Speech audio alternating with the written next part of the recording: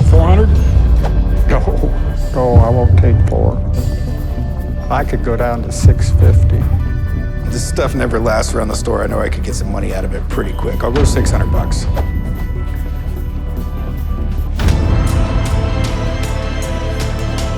One, two, three. Whoa! Yeah! Whoa! We open with pure Chumlee chaos. He's lost the shop's showcase keys. Rick's instantly fuming. You'd lose your ass if it wasn't attached. Rick snaps, and Chumlee just grins. Guess I'm lucky then. Classic. You can already tell this episode's gonna be a circus. The man literally lost the keys to the business. It's like forgetting where you park, except the car is a pawn shop. The frustration? Palpable. The comedy? Premium. Chum, where's the keys for these showcases? I don't know. What do you mean you don't know? You're the last one with them. I saw you over here. I lost them. You lost the keys. I didn't lose them, but I don't know where they're at. Chumlee, you'd lose your ass if he wasn't attached to you. I guess I'm lucky then. If you can't find the keys, that means you lost them. Why aren't you looking for them? Next through the door, a man holding a 1977 Dodgers World Series pennant with Frank Sinatra's signature on it. Yeah, old Blue Eyes meets Dodger Blue. Corey's skeptical but intrigued. Sinatra was famous for not signing autographs. His bodyguards practically tackled fans who tried. The seller's convinced it's real, saying Sinatra attended the games that year. Corey's immediate thought? This doesn't make sense. You can see the gears turning. Sinatra and baseball memorabilia. A strange but interesting crossover. I have a 1977 World Series Dodgers pennant that I bought at an auction, and I noticed this signature on it. Okay, that looks like Frank Sinatra. Old Blue Eyes, huh? He probably was a Dodgers fan. I knew I didn't like him. The seller wants $750, which Corey finds steep considering the bizarre mashup. If you had Sinatra's set list or the Dodgers' signatures, maybe, he says. Corey decides to call in an autograph expert because, let's face it, if Sinatra didn't sign love letters, why would he sign a pennant? The seller nervously agrees, fingers crossed, and just like that, we've got a classic Pawn Star setup. Hope, doubt, and a signature worth potentially hundreds or absolutely nothing. Cue suspenseful jazz music. Kinda strange that he actually signed it. He was really known for not signing autographs. I mean, this guy rolled with a crowd of really big dudes that if you ran up to him and asked for a signature, you'd probably get shoved on your ass. Okay. He probably didn't have his goons all around him at the baseball game, so it's possible someone could have walked up to him and got an autograph.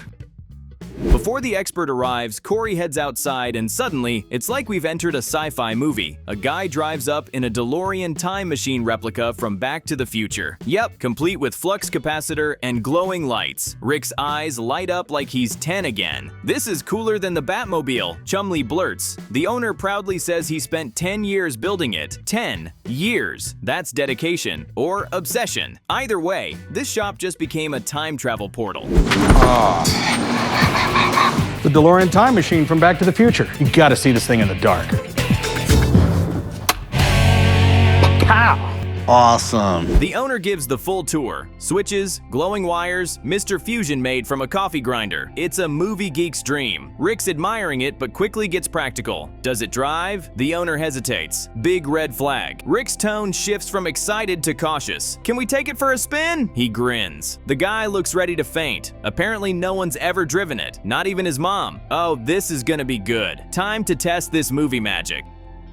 Weird history. I mean, basically, DeLorean, he was famous for designing some really cool cars, but then he goes off and starts his own car company. He came up with a stainless steel body, which was really cool in the early 80s. Problem was, the car was so damn heavy by the time they were done building it. They fire it up and roll out like it's 1985 again. Chumlee's pressing random buttons like a toddler in a cockpit. Stop pressing things, Rick yells, panicking. The DeLorean sputters, smells like gas, and sounds like a dying blender. Chumlee insists it still looks futuristic. Rick replies deadpan, underneath is ancient technology. You can't write comedy this good. For all its movie glory, the thing drives like a steel brick. The dream meets reality in the most Rick Harrison way possible. Let's go back to the day Rick was conceived and stop it from happening.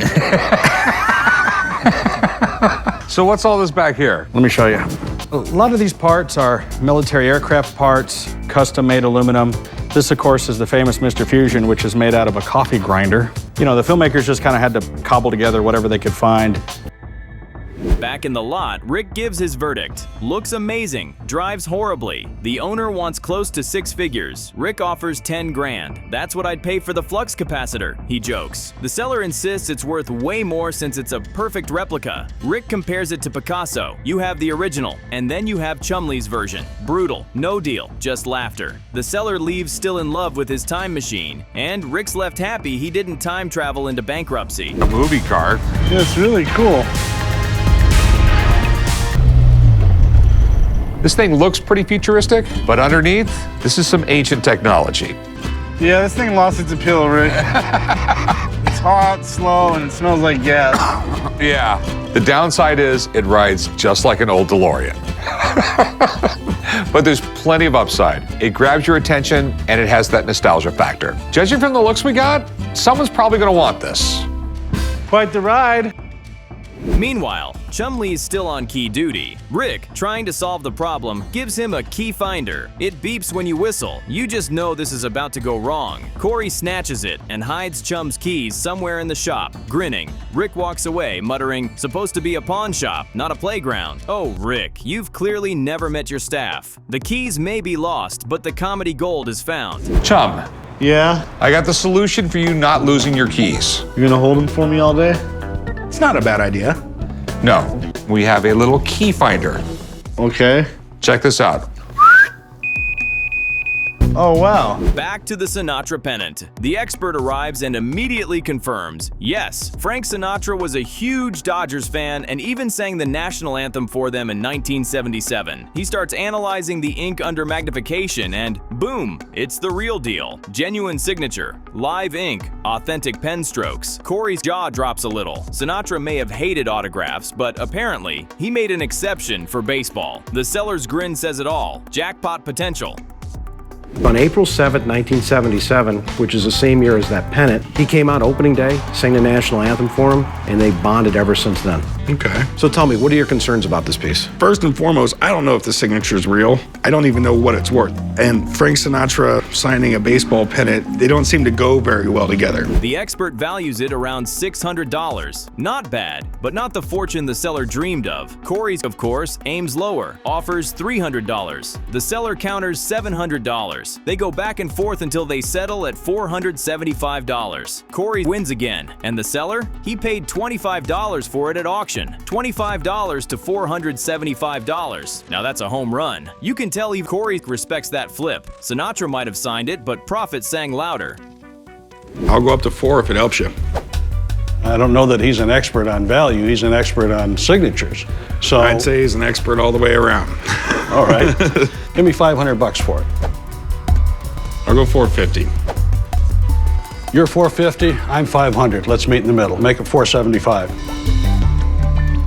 All right, man, let's do it. I'm done with this. You can write it up. As things calm down, a man brings in something straight from the 1900s, a self-winding stock ticker machine. This thing looks like a steampunk typewriter had a baby with a clock. Rick's instantly fascinated. The seller says he bought it as decor, but now wants $12,000 to $14,000. Rick laughs, out loud. The guy's face falls. Rick explains it's cool, but not Edison-level rare. Still, the mini history lesson on early capitalism and ticker tape tech is peak Rick. Profitable education served vintage. This was basically the first pay TV. What do you mean first pay TV? This was mass media into your house, but you had to pay for the service. He's too young. He doesn't appreciate what you're telling him.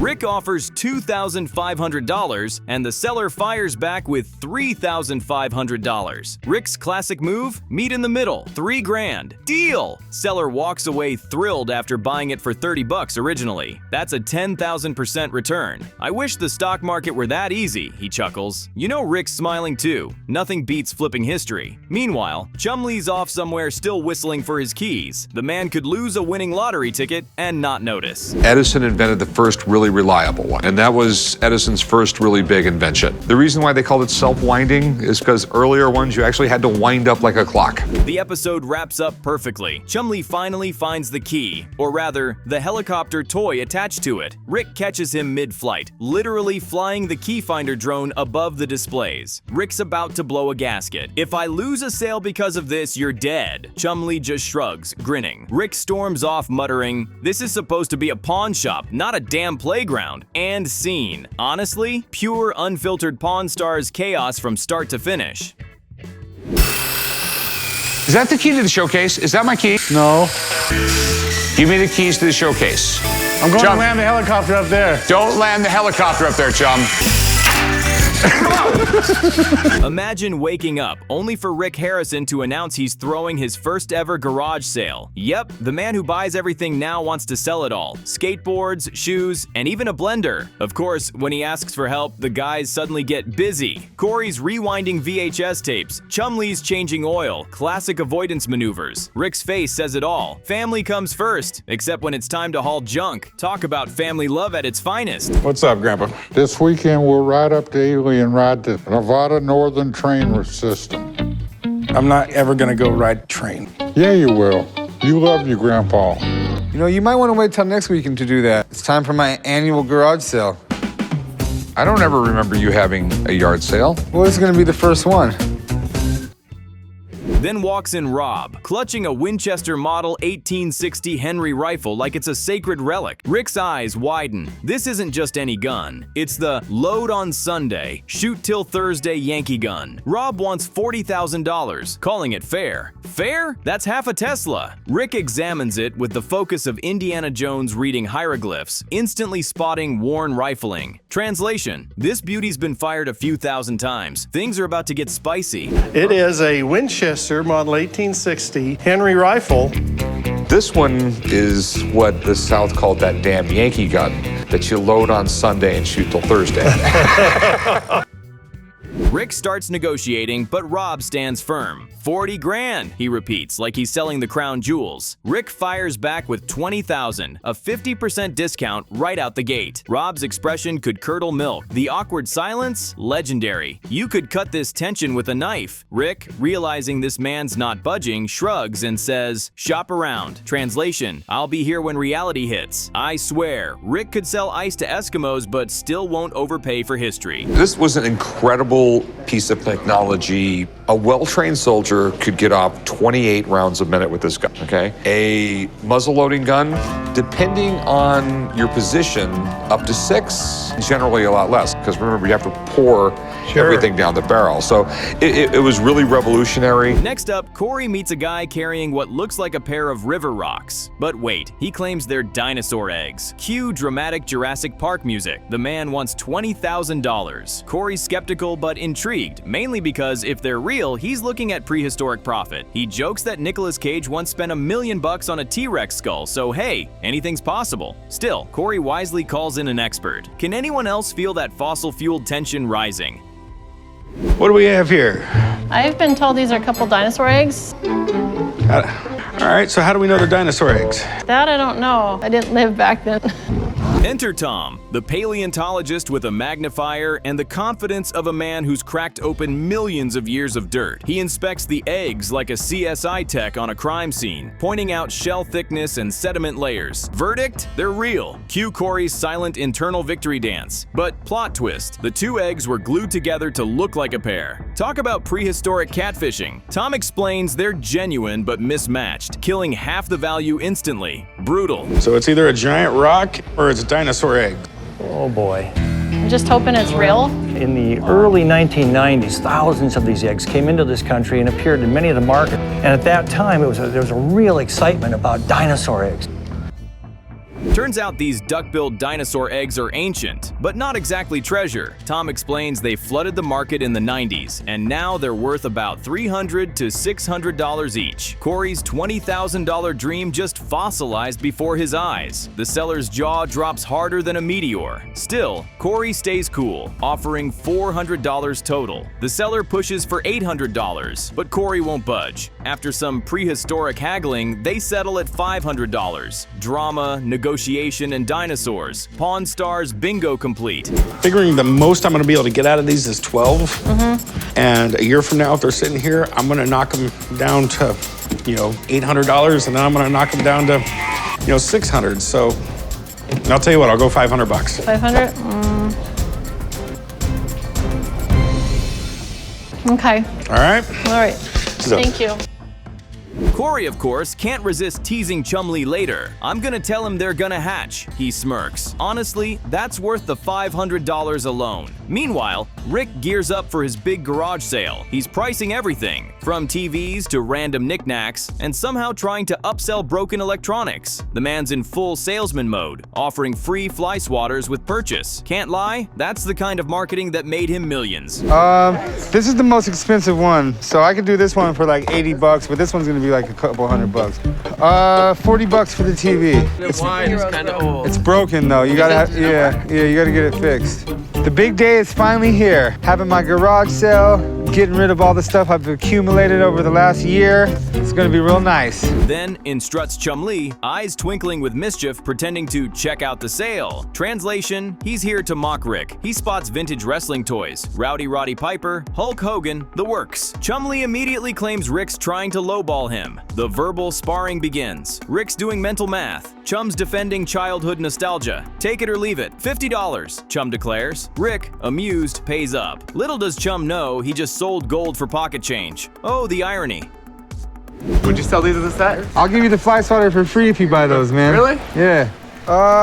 That's picture 75. Rick, what are you doing here? Figured I'd stop by and look at your yard sale. Next up, a barber strolls in with a wooden 1800s Koken barber chair, looking like it time traveled straight from a saloon. He wants $5 grand. Rick leans in, instantly intrigued. The hydraulics work, sort of. The upholstery? A disaster. Rick calls in restoration expert Bob because, as we know, if there's polishing to do, Rick's not doing it. The barber argues against refurbishing it, calling it a diamond in the rough. Rick's response? Yeah, we're gonna make it not rough. Savage. This is old. From the 1800s. It's old wooden Koken barber chair. So you cut hair? Yes, I'm a barber. I got my tools in the car. I can give you a little trim right now if you want. I mean, What, this? eyebrows, something, I'll hook you up. I'll make you look good. Bob arrives and instantly starts planning a total makeover. New black leather, replating chrome, fixing hydraulics. The man's describing this chair like he's talking about a luxury sports car. Rick nods approvingly, but you can see him mentally adding dollar signs. Bob quotes $2,500 for restoration, predicting a resale of up to $6,000 once it's pristine. Rick's gears are turning faster than the chair's hydraulic pump. Time for some good old-fashioned haggling. I want to find out how much it would cost me to make this thing look brand new. Well, to make it look brand new, first you're gonna get rid of the upholstery. I got a nice half hide, beautiful black leather I've been saving for a real nice project. The plating all has to be done. Because you're doing the upholstery, because you're doing the plating, you gotta do the wood. Rick offers $1,500. The seller laughs. He wants $5,000. Rick ups it to $2,000, arguing there's barely room for profit after restoration costs. The tension is real. Back and forth they go, like two barbers fighting over who gets the next customer. The seller drops to $3,500. Rick stays firm. Finally, they call it quits. No deal, just mutual disappointment and a mutual understanding that Rick's profit margins don't lie. Talk about a close shave. I'm making between $500 and $1,500. There's just not a lot left. About 35.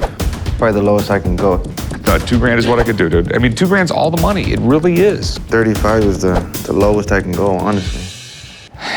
All right, dude. Sorry, man. All right, man. Just when you think the episode's winding down, Chumlee pops up again, smug as ever. Remember those wrestling toys he sold Rick for $50? He's now reselling them for $500. Rick strolls over, grinning like a cat who caught the world's dumbest mouse. He breaks down the history, how the 1985 wrestling ring was a collector's item. Chumlee stands there realizing he might have just funded Rick's next canon, Comedy Gold, classic Pawn Stars chaos. Rowdy Roddy Piper. That's right. You got him for sale, huh? For how much? $500. What? What? You gave me $50 for him. Well, I was going to pay you more money, and I was going to explain to you why they were worth more money, but you did not want to learn anything, and you were rude. The episode opens with chaos right away. Chumlee roasting Rick for getting hair plugs. Yup, you heard that right. Rick's trying to explain he's giving a college lecture on business, but the guys aren't buying it. Chumlee's face says it all. This man, teaching, the burn level is already lethal. Rick swears it's about business, not baldness, but we're not convinced. Welcome to Pawn U, folks, where sarcasm is the core curriculum. All right, guys, I have to leave here in a few months. You got a doctor's appointment? You got a consultation for hair plugs, don't you? Oh my God, Rick, does it come down to this? I am not getting hair plugs. There's a local college I am giving a lecture at. About what? Hair plugs. First customer of the day walks in with something classy, a first edition of Mark Twain's A Connecticut Yankee in King Arthur's Court. That's right, literature just entered the pawn shop. Rick lights up like a history nerd at Comic-Con. The seller? Never read it, not once. Bro's holding a literal American classic and says, nah, never seen the movie either. Rick's already mentally calculating how many Twains equal one payday. I have a first edition Mark Twain that I'd like you to look at. Okay, A Yankee in King Arthur's Court. So have you ever read it? No, I haven't read this one. All right, have you ever seen any of the movies? No, never seen any of the movies. Rick dives into a Mark Twain TED Talk. Did you know Twain was technically born in Nevada? Yeah, Rick's claiming state rights now. Chuck's ancestor? Maybe. The seller's just nodding politely, probably wondering if he can sell the book faster. Rick's excitement is contagious though. He's geeking out about Hank the time-traveling engineer. Who needs Netflix when you've got Rick narrating 19th century sci-fi? I can imagine. Mark Twain is born in Nevada, did you know that? I did not. I would have thought he was a Southerner from the books that he wrote. Yeah, Samuel Clemens was born in Missouri, but when he was in Virginia City, Nevada, that's when he started taking up the pen name Mark Twain. So here in Nevada, we can say Mark Twain was born in Nevada. The seller wants $1,500. Not bad, if it's real. Rick calls in his book expert, Rebecca, the ultimate book nerd. And honestly, we stand her every time. The seller's fingers are crossed, probably praying this paperback is his golden ticket. Rick, on the other hand, just wants confirmation that it's not another antique-looking Barnes & Noble special. You could cut the anticipation with a bookmark. I'd like $1,500. Okay, if it's a first edition, it's pretty cool. Some first edition Mark Twains can go for a lot of money. This particular one, I don't know. Okay. I have a friend, and she is the ultimate book nerd. She'll figure out if it's first edition, she'll figure out the condition, and she should be able to give us a price. Cut to Chumlee and the shop crew debating Rick's professor status. Chumlee's dropping his personal academic wisdom. He only aimed for C's, so no one expected more. Honestly, that's a galaxy brain strategy. The old man calls Rick a nerd, and I swear you can feel Rick getting roasted from across the state. Corey even jokes about Rick eating lunch alone in school. This isn't Pawn Stars anymore. It's Comedy Central Roast, College Edition. Just some school stuff, you know, checking to see if my grades are looking okay. Getting all A's, right? Yeah. Must be nice. It is. Yeah, when I was in school, the best grade I would ever let myself get is a C, because if I got A's, people would always expect it, so. Okay. I was just worried about being the most truant. Rebecca arrives, pregnant, glowing, and ready to educate. Rick greets her like she's Gandalf, bringing knowledge from the library of Middle-earth. The seller awkwardly congratulates her. Rick states the obvious, and she instantly claps back with, "Glad you're here to state the obvious, Rick." Iconic. Before you know it, she's deep in book nerd mode, explaining Twain's satire, medieval nose-blowing logistics, and cultural humor. This is English class on steroids. Could you maybe not make that sound when I approach? She's pregnant. I could tell. Congratulations. Thank you. I'm glad Rick is here to state the obvious. It's important. All right, we have Mark Twain. We do. All right. One of the things that's interesting about Twain with this book, he's a satirical writer and a humorous writer. Rebecca starts breaking down the edition's state variations like it's CSI, printing press, missing scrolls, dropped letters, mixed runs. My brain hurts. Rick's face is priceless. He's trying so hard to follow along, but you can tell he's mentally screaming. She calls it a mixed state, meaning parts are early prints and others late. Translation? It's first edition-ish. The seller looks hopeful, Rick looks relieved, and Rebecca still effortlessly smarter than everyone in the room. Okay, so you have this caption here, it just says the king, right?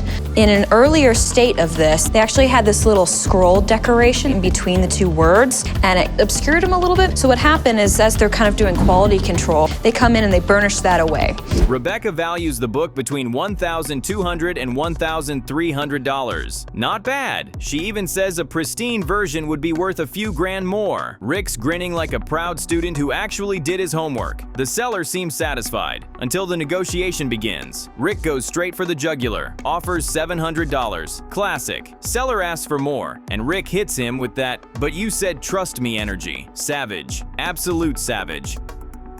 I would price it retail $1,200 to $1,300. Did I tell you she knew everything there is in the world about books? Absolutely. Thank you so much. You're the best. Glad to be of help. I trust you. If you're interested in it, just give me a fair price. I'd give you $700 for it. Can't do a little bit more? The seller finally caves. $700 it is. He's not thrilled, but he plays it cool, saying he just wants the book to go to a happy home. Translation: I just got out haggled on TV. Rick, meanwhile, looks like he just aced a final exam. Once again, the house wins. I mean, if confidence were currency, Rick's net worth just doubled. Well, if $700 is really your best price, we can do it. Okay, $700. All right, meet you right up front, and I'll write you up. I feel okay about the deal today. I really wanted $800, but I'd like to see the book go to a happy home, a good collector. Next, Rick trades his pawn counter for a podium. That's right, Professor Harrison takes the stage at a local college. He's dressed up feeling fancy and joking that the shop's world famous because it says so on the building. Gold. His lecture? Surprisingly inspiring. He talks about work ethic, failure, and reading every night. He's actually killing it. Somewhere in the back, a business major's thinking, forget the textbooks, I want this guy to teach full time. I'm Rick Harrison. I own the world famous gold and silver pawn shop. Over the years, people have asked me, why is it world famous? Because it says so on the side of the building. I like to do public speaking. A lot of people say that I give a pretty good speech, and my lecture today is basically that it's tough starting a business, but hard work does pay off in the end. When a student asks about failures, Rick opens up. Henry Ford went bankrupt before making it big, and he reminds everyone not to give up. It's oddly motivational. Meanwhile, I'm imagining Chumlee in the audience asking, does this count for extra credit? Rick ends the talk proud, basking in the applause. For once, the man actually got through an entire speech without being interrupted by an old man insult. Growth! Anyone got any questions? What's up? So, we always hear about successes, but I've also heard that you can learn more from your failures. Oh, I've had tons of those. Okay. I mean, if you remember, Henry Ford went bankrupt before he started Ford Motor Company. It didn't stop him. Okay? You also have to realize most businesses will fail. Just don't get discouraged when it falls apart. Back at the shop, a doctor, psychiatrist to be exact, brings in antique bone drills. Yeah, you read that right. Corey's horrified but intrigued. The doc says they were used to let evil spirits out. Bro, I just needed that sentence to end. Corey calls them freaky crap, and I agree 100%. Medical history is terrifying. He offers $1,200. They settle at $1,250. And honestly, the doc walks out way too calm for a guy who just sold human skull tools. All right, can we take a look at them? Sure. This is an antique bone drill set. Dates about 1890s. Correct me if I'm wrong, but you're a doctor. That's right. Because doctors are the only people that bring this freaky crap in to sell to me. Last customer comes in with a 1953 Peter Pan animation cell, allegedly gifted by Walt Disney himself. It's cool. Tinkerbell, Lost Boys, the whole deal. But he wants $20,000. Chumlee nearly chokes. The seller's story: Disney gave it to his dentist for fixing a toothache. Chumlee's reaction? Bro, what are the odds? I'm dying. He offers $500. Seller storms off. Another day, another dream crushed under Chum's savage one-liners. We have a 1953 original Peter Pan Tinkerbell presentation piece. This is pretty cool, man. Are you a Peter Pan fan? Big time. So what's your favorite part? You look like a Captain Hook fan to me. I like the Lost Boys and the Indian scene. I don't know. We wrap wrap up with Chumlee clowning on Rick again, asking if anyone called him Professor Dick. I can't make this up. Rick proudly says the lecture went great, but Chumlee can't stop roasting his turtleneck. It makes your head look like a zit. The shop's in hysterics, and Rick's just trying to keep his dignity intact. It's the perfect end. Laughter, sass, and the most legendary turtleneck in Pawn Stars history. How many people called you Professor Dick? No one called me Professor Dick. Spitwads hit you, or? Nope. How many people fell asleep? Everyone was really engaged. They were listening to me and asking me questions. The episode opens with Rick lecturing everyone about the economics of avocados. Did you know 80 million avocados are sold for Cinco de Mayo? He brags. Corey, deadpan as ever, fires back, why do you even know that? Rick proudly answers, because I read. Chumlee jumps in, hyped for a party. Margarita machine, sombreros, piñatas filled with candy. Rick groans, no, with money. Leave it to this crew to turn a Mexican holiday into a crash course on agriculture and poor decision making. You know that on Cinco de Mayo is like the biggest day for avocados of the year. They sell like 80 million avocados for Cinco de Mayo. Why do you know that? Because I read. Don't you read? Not about avocados, no. You guys are just haters, all right? I'm throwing a Cinco de Mayo party. Oh yeah, I love Cinco de Mayo parties. I'm gonna help you a lot, don't you worry. Margarita machine, giant sombrero hats, mustaches. Rick can't resist turning the party talk into a history lecture. He starts explaining how the French invaded Mexico over unpaid debts, only to get their butts kicked in Puebla. Chumlee interrupts. I thought we were having a party, not a history lesson. Rick announces it'll be at the shop on Cinco de Mayo. Chum's thrilled, but Corey, half asleep, asks, when's Cinco de Mayo? The collective silence says it all. The Pawn Stars just failed basic Spanish holidays. The Mexicans, they had inferior arms, not a well-trained military, and they ended up whooping on the French. I thought we were having a party, not a history lesson. Yeah, when are we having this damn party? On Cinco de Mayo. Well, when is Cinco de Mayo?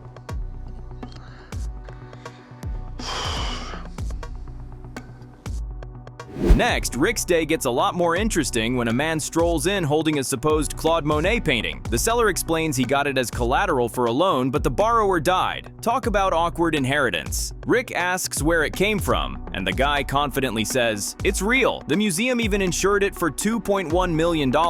Rick's eyebrows nearly hit the ceiling. If this is genuine, it's the biggest score in Pawn Stars history. What do we have here? Well, it's a Claude Monet painting. Is there just a weird chance that your name is Claude Monet, or is this actually the Claude Monet? No, this is the actual guy. Okay, where in the hell did you get this? Collateral for a loan. Okay, the guy just defaulted on the loan, or? No, actually, he took the money, went in the hospital, and died.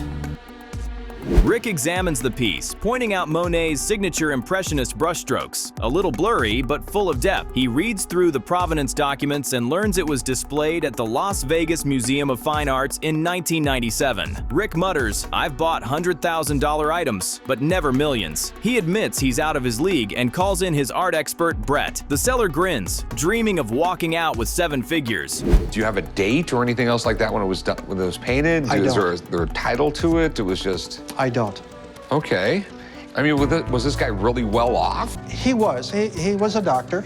All right. I know a little bit about Monet. He started arguably one of the biggest art movements ever, the Impressionist movement. Meanwhile, Corey takes over as a seller brings in a Firetruck water cannon from the early 1900s. The guy bought it at auction to water his hillside. Corey raises an eyebrow. You couldn't just use a hose? They both laugh. The seller wants $700, but Corey offers $600 after a quick history lesson about how firefighters replaced bucket brigades with these beasts. They shake on it, and the man leaves saying, I'll miss it. Yeah, sure. What you have here is real interesting. Since buildings started catching on fire, they've been trying to come up with ways to put them out faster. As soon as the fire truck came around, this was real soon to follow. And this was a lot better than when a bunch of guys would line up with buckets and throw it on fire. Now this on here is cast iron, this is bronze, and then brass. Then a man walks in with Volkswagen silver ingots. Chumlee can't resist roasting Corey. Didn't you want a banana yellow beetle with surf racks? Corey groans, don't remind me. The seller explains the bars commemorate VW's 25th US anniversary, weighing 2 ounces each. He wants $100 a piece, but Corey's not buying the hype. It's silver, not magic, he says. Silver's worth $20 an ounce, so he offers $160 total. The seller sighs and takes the deal.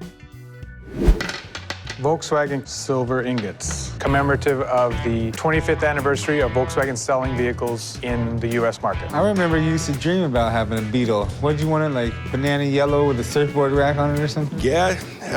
Really bad. That's all he would talk about. Yeah, I was saving my money to buy one. It really freaked my mom out that I was going to be driving around at 16 with no airbag and a car that would just get mowed over by. Back to Rick, who's still geeking out over the Monet. Art expert Brett arrives practically glowing. This could be a $5 million painting. He examines the texture, the brushwork, and the palette. But a few red flags appear. There's not much texture, and the colors seem duller than Monet's usual rainbow palette. Brett plays it safe. Let's get a second opinion. Rick agrees, muttering, "For $5 million, I want more than one opinion." They say early period, which is very vague. I mean, he lived a very long life. Yeah. He started painting very early, so what's early period? It doesn't really tell you a whole lot. But he was a perfectionist, and a lot of his lesser pieces have kind of been lost to time. So this may have been a piece that he did, perhaps as a study to another piece. Let me take a closer look at it, if you don't mind. Meanwhile, Chumlee and Corey hatch a plan. How to throw a Cinco de Mayo party without Rick. He's just gonna lecture us all day, Chum complains. The old man agrees, declaring, "If we're gonna have a party, I'm going big. A pitcher of margaritas for me." Corey suggests telling Rick there's a history conference out of town. "Good," the old man says. "I don't want to hear about no Battle of Puebla. The Pawn Stars are officially planning a mutiny." Do you really want to have a history lesson, or do you want to party? I have to agree with you, Chumlee. Rick can be a damn bore. We can just explain to him we don't want him there. We can't just tell him not to show up. That's mean. Why can't we? Well, first off, he's your son, and he's your father, my boss. The second art expert, Gerard, shows up to inspect the Monet. He's brutally thorough. If this is real, it must be 150 years old. So where are the cracks? He points out the paint is too smooth, the shadows too flat, and the back too clean. After a tense pause, he delivers the death blow. It is not by Claude Monet. Rick deflates like a punctured balloon. The seller's crushed. "You're 200% sure?" Gerard nods. Brutal honesty, art edition. The outdoors from the landscapes, Monet is known for that quality. The first thing, if it's a Monet, it should be 150 years old. So we should at least see cracks in the painting. Yeah. Also here in the signature, there is absolutely not one crack. That's interesting. Rick admits, usually when it's too good to be true, it is. The seller leaves disappointed, but grateful. Rick sighs. Better him than me paying millions for a fake. He's barely recovered before Chum yells, "Time to party!" Rick, suspicious but excited, grabs his sombrero and tequila bottle. What could possibly go wrong? Wow, really? Not real. Not real. Oh. Usually when it's too good to be true, it generally is. Well, that's disappointing. Well, thanks for bringing it in. It was fun. Man, if I lost out on millions, I would be bummed too. But not as bummed as me shelling out millions for a fake. Rick arrives at the shop's back lot, ready for fiesta time. He looks around, empty. No decorations, no people, no music, just tumbleweeds and disappointment. He calls Corey. "Where is everybody?" Corey doesn't answer. Then he finds a sign taped to a chair. "People are interested in the historical aspect of the holidays, so we went to a bar. Enjoy your fun facts." Rick stares into the void. Betrayal, Pawn Star style. The guys told me the party was going to be at the shop at 5 p.m. in the back lot. Corey, where the hell's everybody at?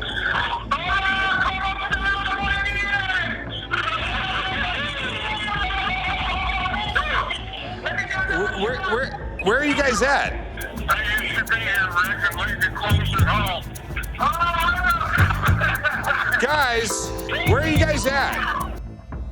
He calls again. Chumlee picks up, slurring, "We're celebrating, boss. You should see the piñata." Rick demands the location, but all he hears is laughter, mariachi music, and someone yelling, "Steal the tequila!" Rick mutters, "I paid for this party," and storms off. Somewhere in Vegas, 3 grown men are sipping margaritas and hiding from their history-loving boss. I'm the one who paid for this party.